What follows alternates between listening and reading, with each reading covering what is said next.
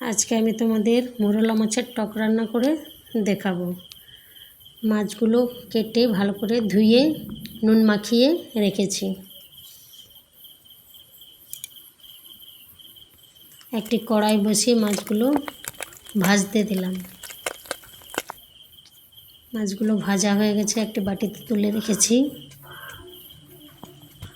তারপর একটি কড়াই বসিয়ে তেল দিয়ে 5 ফোড়ন দিলাম। তারপর একটু জল দিলাম। পাকা তেঁতুলটা চটকে ভালো করে তেঁতুল গোলানো জলটা এবার দিলাম।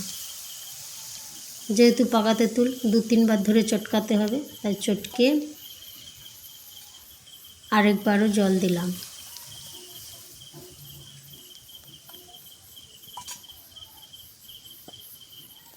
এবার একটু হলুদ দিলাম,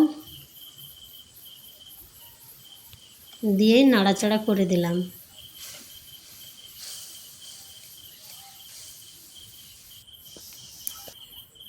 স্বাদ মতো লবণ দিলাম। টকটা আবার একটু ভালো করে ফুটতে দিলাম। মাছ দিয়ে দিলাম। পাকা তেঁতুলের টক তো, তাই একটু বেশি করে ফোটাতে হবে,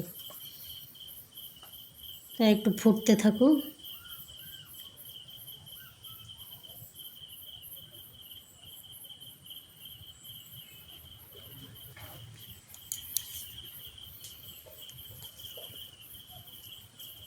স্বাদ মতো চিনি দিলাম। পাকা তেঁতুলের টকে বন্ধুরা একটু চিনি দিলে খুবই ভালো লাগে খেতে।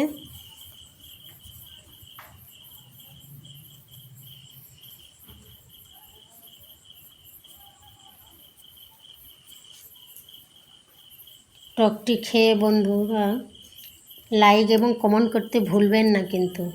যেহেতু আমার টকটি রান্না হয়ে গেছে, একটি বাটিতে ঢেলে নিয়েছি।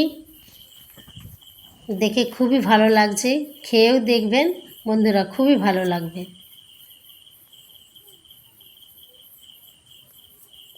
দেখতেই তো পাচ্ছেন কত সুন্দর হয়েছে টকটি।